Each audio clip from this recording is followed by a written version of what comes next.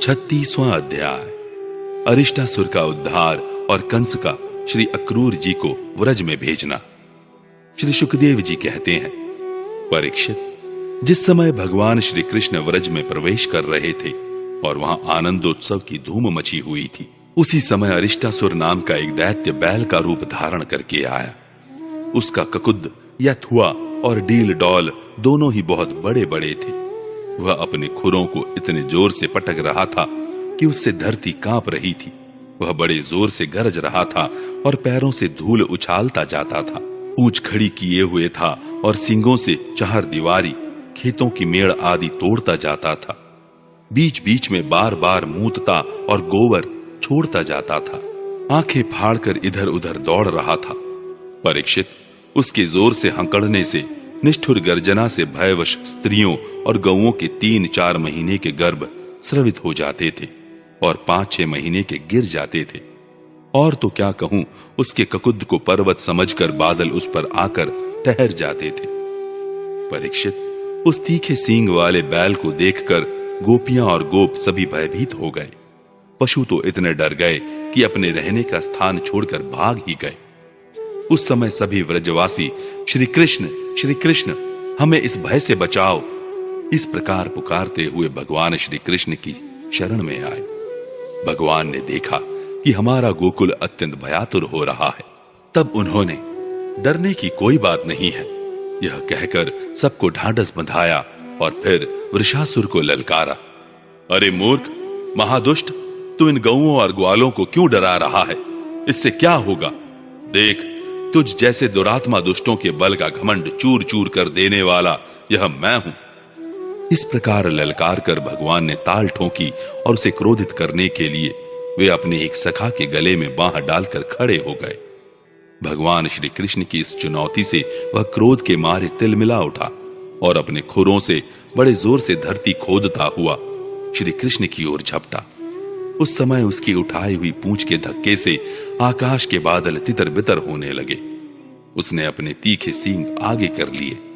लाल लाल आंखों से टकटकी लगाकर श्री कृष्ण की ओर टेढ़ी नजर से देखता हुआ वह उन पर इतने वेग से टूटा मानो इंद्र के हाथ से छोड़ा हुआ वज्र हो। भगवान श्री कृष्ण ने अपने दोनों हाथों से उसके दोनों सींग पकड़ लिए और जैसे एक हाथी अपने से भिड़ने वाले दूसरे हाथी को पीछे हटा देता है, वैसे ही उन्होंने उसे 18 पग पीछे ठेल कर गिरा दिया। भगवान के इस प्रकार ठेल देने पर वह फिर तुरंत ही उठ खड़ा हुआ और क्रोध से अचेत होकर लंबी लंबी सांस छोड़ता हुआ फिर उन पर झपटा। उस समय उसका सारा शरीर पसीने से लथपथ हो रहा था। भगवान ने जब देखा कि वह अब मुझ पर प्रहार करना ही चाहता है, तब उन्होंने उसके सींग पकड़ लिए और उसे लात मारकर जमीन पर गिरा दिया और फिर पैरों से दबाकर इस प्रकार उसका कचूमर निकाला जैसे कोई गीला कपड़ा निचोड़ रहा हो। इसके बाद उसी का सींग उखाड़कर उसको खूब पीटा, जिससे वह पड़ा ही रह गया। परीक्षित, इस प्रकार वह दैत्य मुंह से खून उगलता और गोबर मूत करता हुआ पैर पटकने लगा। उसकी आंखें उलट गईं और उसने बड़े कष्ट के साथ प्राण छोड़े। अब देवता लोग भगवान पर फूल बरसा बरसा कर उनकी स्तुति करने लगे। जब भगवान श्री कृष्ण ने इस प्रकार बैल के रूप में आने वाले अरिष्टासुर को मार डाला, तब सभी गोप उनकी प्रशंसा करने लगे। उन्होंने बलराम जी के साथ गोष्ठ में प्रवेश किया और उन्हें देख देख कर गोपियों के नयन मन आनंद से भर गए। परीक्षित, भगवान की लीला अत्यंत अद्भुत है। इधर जब उन्होंने अरिष्टासुर को मार डाला, तब भगवानमय नारद, जो लोगों को शीघ्र से शीघ्र भगवान का दर्शन कराते रहते हैं, कंस के पास पहुंचे। उन्होंने उससे कहा, कंस, जो कन्या तुम्हारे हाथ से छूटकर आकाश में चली गई, वह तो यशोदा की पुत्री थी, और व्रज में जो श्री कृष्ण हैं वे देवकी के पुत्र हैं। वहां जो बलराम जी हैं वे रोहिणी के पुत्र हैं। वसुदेव ने तुमसे डरकर अपने मित्र नंद के पास उन दोनों को रख दिया है। उन्होंने ही तुम्हारे अनुचर दैत्यों का वध किया है। यह बात सुनते ही कंस की एक एक इंद्रिय क्रोध के मारे कांप उठी। उसने वसुदेव जी को मार डालने के लिए तुरंत तीखी तलवार उठा ली, परंतु नारद जी ने रोक दिया। जब कंस को यह मालूम हो गया कि वसुदेव के लड़के ही हमारी मृत्यु के कारण हैं, तब उसने देवकी और वसुदेव दोनों ही पति पत्नी को हथकड़ी और बेड़ी से जकड़कर फिर जेल में डाल दिया। जब देवर्षि नारद चले गए, तब कंस ने केशी को बुलाया और कहा, तुम व्रज में जाकर बलराम और कृष्ण को मार डालो। वह चला गया।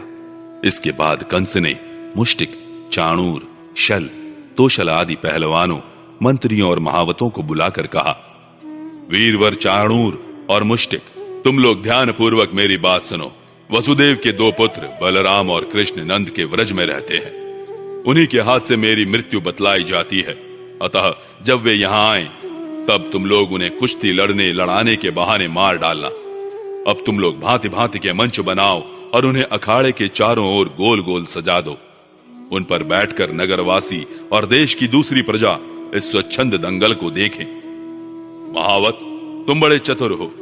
देखो भाई, तुम दंगल के घेरे के फाटक पर ही अपने कुवलयापीड़ हाथी को रखना और जब मेरे शत्रु उधर से निकलें, तब उसी के द्वारा उन्हें मरवा डालना।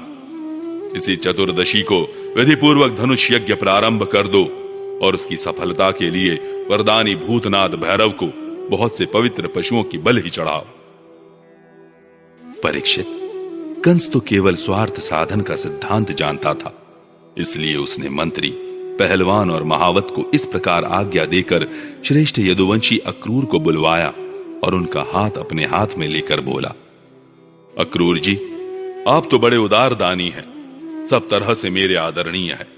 आज आप मेरा एक मित्रोचित काम कर दीजिए, क्योंकि भोजवंशी और वृषणिवंशी यादवों में आपसे बढ़कर मेरी भलाई करने वाला दूसरा कोई नहीं। यह काम बहुत बड़ा है, इसलिए मेरे मित्र, मैंने आपका आश्रय लिया है। ठीक वैसे ही जैसे इंद्र समर्थ होने पर भी विष्णु का आश्रय लेकर अपना स्वार्थ साधता रहता है। आप नंदराय के व्रज में जाइए, वहां वसुदेव जी के दो पुत्र हैं, उन्हें इसी रथ पर चढ़ाकर यहां ले आइए। बस अब इस काम में देर नहीं होनी चाहिए। सुनते हैं विष्णु के भरोसे जीने वाले देवताओं ने उन दोनों को मेरी मृत्यु का कारण निश्चित किया है, इसलिए आप उन दोनों को तो ले ही आइए, साथ ही नंद आदि गोपों को भी बड़ी बड़ी भेंटों के साथ ले आइए।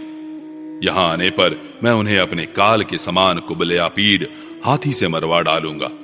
यदि वे कदाचित उस हाथी से बच गए, तो मैं अपने वज्र के समान मजबूत और फुर्तीले पहलवान मुष्टिक, चाणूर आदि से उन्हें मरवा डालूंगा। उनके मारे जाने पर वसुदेव आदि वृषणी, भोज और दशारह वंशी उनके भाई बंधु शोकाकुल हो जाएंगे। फिर उन्हें मैं अपने हाथों मार डालूंगा। मेरा पिता उग्रसेन यूं तो बूढ़ा हो गया है, परंतु अभी उसको राज्य का लोभ बना हुआ है। यह सब कर चुकने के बाद मैं उसको, उसके भाई देवक को और दूसरे भी जो मुझसे द्वेष करने वाले हैं, उन सबको तलवार की घाट उतार दूंगा। मेरे मित्र अक्रूर जी, फिर तो मैं होऊंगा और आप होंगे तथा होगा इस पृथ्वी का अकंटक राज्य। जरासंध हमारे बड़े बूढ़े ससुर हैं और वानर राज द्विविद मेरे प्यारे सखा हैं। शंबरासुर, नरकासुर और बाणासुर ये तो मुझसे मित्रता करते ही हैं, मेरा मुंह देखते रहते हैं। इन सब की सहायता से मैं देवताओं के पक्षपाती नरपतियों को मारकर पृथ्वी का अकंटक राज्य भोगूंगा। यह सब अपनी गुप्त बातें मैंने आपको बतला दी। अब आप जल्दी से जल्दी बलराम और कृष्ण को यहां ले आइए। अभी तो वे बच्चे ही हैं, उनको मार डालने में क्या लगता है। उनसे केवल इतनी ही बात कहिएगा कि वे लोग धनुष यज्ञ के दर्शन और यदुवंशियों की राजधानी मथुरा की शोभा देखने के लिए यहां आ जाएं। अक्रूर जी ने कहा, महाराज, आप अपनी मृत्यु, अपना अरिष्ट दूर करना चाहते हैं, इसलिए आपका ऐसा सोचना ठीक ही है। मनुष्य को चाहिए कि चाहे सफलता हो या असफलता, दोनों के प्रति संभाव रखकर अपना काम करता जाए। फल तो प्रयत्न से नहीं, दैवी प्रेरणा से मिलते हैं। मनुष्य बड़े बड़े मनोरथों के पुल बांधता रहता है, परंतु वह यह नहीं जानता कि दैव ने, प्रारब्ध ने इसे पहले से ही नष्ट कर रखा है। यही कारण है कि कभी प्रारब्ध के अनुकूल होने पर प्रयत्न सफल हो जाता है तो वह हर्ष से फूल उठता है, और प्रतिकूल होने पर विफल हो जाता है तो शोकग्रस्त हो जाता है। फिर भी मैं आपकी आज्ञा का पालन तो कर ही रहा हूं। श्री सुखदेव जी कहते हैं, कंस ने मंत्रियों और अक्रूर जी को इस प्रकार की आज्ञा देकर सबको विदा कर दिया। तदनंतर वह अपने महल में चला गया और अक्रूर जी अपने घर लौट आए।